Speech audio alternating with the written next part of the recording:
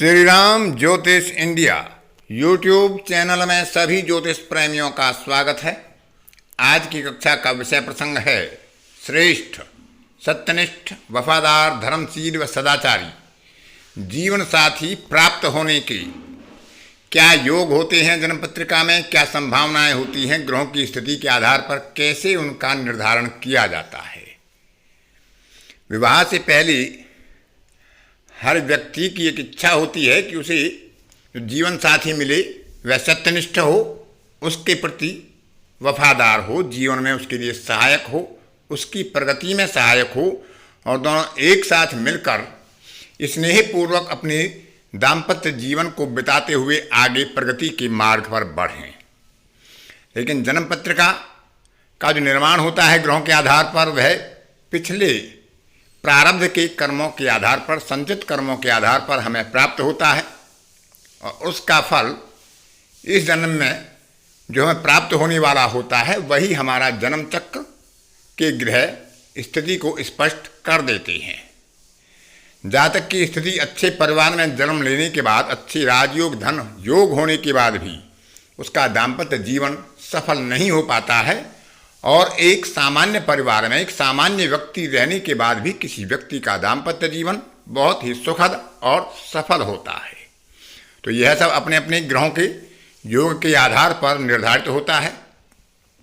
तो आज उसी बात पर विचार करेंगे आज की कक्षा में, क्योंकि किसी भी भाव का फल देखने के लिए भाव का कारक, भाव और भावेश को देखना बहुत जरूरी होता है। इसमें हम सप्तम भाव का विचार कर रहे हैं, क्योंकि सप्तम भाव विवाह का और दाम्पत्य का भाव है, पति पत्नी का भाव है। इसके साथ साथ उपपद का भी विचार करना चाहिए। तो जो ग्रह योग हमारे प्राचीन ज्योतिषकारों ने बताए हैं, विशेषकर जिनका वर्णन जातक तत्व ग्रंथ में किया गया है, वे श्लोकों के आधार पर अन्य ग्रंथों में भी पाए जाते हैं। तो उन्हीं पर आज की कक्षा में विचार करेंगे। यहाँ पर अधिकांश सूत्रों में स्त्री पतिव्रता शब्द का प्रयोग किया गया है। तो यदि किसी पुरुष की कुंडली है तो वह अपनी पत्नी के बारे में यहाँ से विचार कर सकता है। यदि किसी महिला का जन्म चक्र है तो वह अपनी पति के बारे में इसी तरह से विचार कर सकती हैं। तो इसमें लिखा है मदे से अंबुगे व दशमी स्त्री पतिव्रता, अर्थात सप्तम भाव का स्वामी यदि चतुर्थ भाव में हो या दसम भाव में हो तो ऐसे व्यक्ति का जीवन साथी निष्ठावान होता है, सत्यनिष्ठ होता है और अपने जीवन साथी के प्रति वफादार होता है। क्योंकि दोनों केंद्र के भाव हैं और दोनों का केंद्रीय प्रभाव सप्तम भाव से बनता है। तो इसमें स्त्री के लिए पति और पुरुष के लिए पत्नी सत्यनिष्ठ और वफादार होते हैं। दारपे व कारके गुरुयुते दृष्टे बलिनी स्त्री पतिव्रता, यानी सप्तम भाव का स्वामी अथवा सप्तम भाव का कारक शुक्र, उसके साथ गुरु विराजमान हो या गुरु की उन पर दृष्टि पड़ रही हो, दोनों पर पड़े तो बहुत ही उत्तम है। और गुरु बलवान हो, सप्तमेश बलवान हो, कारक भी बलवान स्थिति में बैठा हो, 6, 8, 12 में ना बैठे हों, अनुकूल स्थिति में बैठकर गुरु की दृष्टि के संबंध में या गुरु की युति के संबंध में दोनों का प्रभाव होगा तो अति उत्तम स्थिति होती है। और जीवन साथी सच्चा, सत्यनिष्ठ और अपने जीवन साथी के प्रति वफादार होता है। रवो दारपे शुभ दृष्टि स्त्री पतिव्रता, सूर्य यदि सप्तम भाव का स्वामी हो यानी कुंभ लगन बन रही हो, वह अन्यत्र कहीं भी बैठा हो या अपने ही भाव में बैठा हो, 6, 8, 12वें भाव को छोड़कर बैठा हो और उस पर शुभ ग्रहों की दृष्टि पड़ रही हो, किसी भी प्रकार का पाप प्रभाव ना हो। तो क्योंकि सूर्य एक सात्विक ग्रह है, आत्मा कारक ग्रह है, तो ऐसे व्यक्ति के जीवन साथी वफादार होते हैं। सूर्य जब सप्तम भाव का स्वामी होकर शुभ ग्रहों की दृष्टि में होता है तो पत्नी हो या पति हो, वह अपने जीवन साथी के प्रति सत्यनिष्ठ और वफादार होते हैं।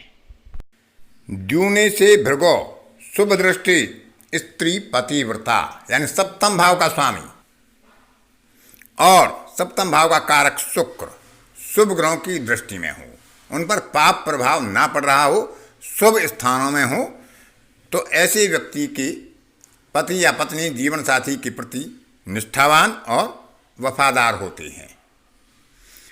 कलत्रे जीवे धर्मशीला पतिव्रता, सप्तम भाव में कलत्र भाव में गुरु बैठे हों, उन पर किसी पाप ग्रह की युति या दृष्टि ना हो और विशेषकर गुरु नीच राशि में पीड़ित ना हों, पाप प्रभाव से रहित हों, तो जीवन साथी निष्ठावान होता है। पति अपनी पत्नी के प्रति और पत्नी अपने पति के प्रति वफादार सत्यनिष्ठ होते हैं, धर्मशील और सदाचारी होते हैं। दारे से केंद्रे शुभांशे शुभ दृष्टि युति धर्मशीला पतिव्रता, सप्तम भाव का स्वामी केंद्र में हो और नवांश चक्र में भी केंद्र में हो, शुभ दृष्टि में हो, शुभ युति में हो, तो ऐसे जातक की जीवन संगनी धर्मशील और पतिव्रता होती है, वफादार होती है। और यदि वह स्त्री की कुंडली है तो उसका जीवन साथी उसके प्रति सत्यनिष्ठ और वफादार होता है। दारे शुभरक्षे सुदारहा, सप्तम भाव में शुभ ग्रह की राशि हो और उस पर कोई पाप प्रभाव ना पड़ रहा हो, चंद्रमा की राशि हो, बुध की राशि हो, गुरु की राशि हो, शुक्र की राशि हो और पाप प्रभाव से रहित हो, वहाँ पाप ग्रह ना बैठा हो, पाप ग्रह की दृष्टि ना पड़ रही हो, तो ऐसे जातक को अपना जीवन साथी निष्ठावान और वफादार मिलता है। दारे से व कारके शुभयुते दृष्टे शुभांतरे सुदारहा, यानी सप्तम भाव का स्वामी कोई भी ग्रह हो और सप्तम भाव का कारक शुक्र शुभ ग्रहों की युति में हो, शुभ ग्रहों की दृष्टि में हो, पाप ग्रहों की दृष्टि से या युति से रहित हों और यदि शुभ ग्रहों के अंतर में होते हैं, यानी शुभ कर्तृ योग में होते हैं, उनके द्वितीय और द्वादश भाव में शुभ ग्रहों का योग होता है, तो ऐसे व्यक्ति को सुदारहा, यानी एक अच्छा जीवन साथी जो सत्यनिष्ठ होता है, वफादार होता है, जीवन में सहयोगी होता है, दाम्पत्य में सुखद संबंध के लिए, स्नेहपूर्ण संबंधों के लिए तत्पर रहता है और दोनों मिलकर अपने जीवन को आगे बढ़ाते हैं, प्रगति की तरफ ले जाते हैं और वैवाहिक सुख का पूर्ण आनंद प्राप्त कर पाते हैं। ऐसा योग बनता है क्योंकि यहाँ पर कारक और भावेश दोनों को शुभ ग्रहों की दृष्टि, युति और शुभ ग्रहों के अंतर में यानी शुभ कर्तृ योग में बताया गया है। इसी प्रकार से भाव का भी विचार कर लेना चाहिए, क्योंकि सप्तम भाव का स्वामी और सप्तम भाव के कारक यदि तीनों की स्थिति अनुकूल होगी, गुरु या किसी अन्य शुभ ग्रह की दृष्टि या युति पड़ रही होगी, शुभ ग्रहों के अंतर में बैठे होंगे, नवांश में उनकी स्थिति अनुकूल बन रही होगी, तो जातक या जातिका जो भी होंगे उन्हें अपना जीवन साथी सत्यनिष्ठ और वफादार मिलता है।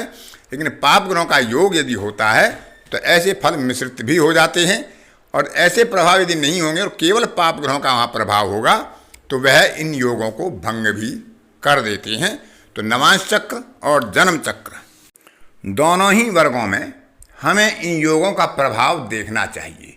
कभी कभी जन्म पत्रिका में अच्छे योग दिखाई देते हैं, लेकिन उनका प्रभाव जातक को अपने जीवन में प्राप्त नहीं होता है, क्योंकि जो सब नवांश वर्ग होता है, जो जन्म कुंडली का प्रमुख वर्ग होता है और विवाह के लिए उसका बहुत अधिक महत्व माना गया है, उसमें यदि सप्तम के कारक और लग्नेश की स्थिति पीड़ित होती है तो उसके फलों में परिवर्तन भी हो जाता है।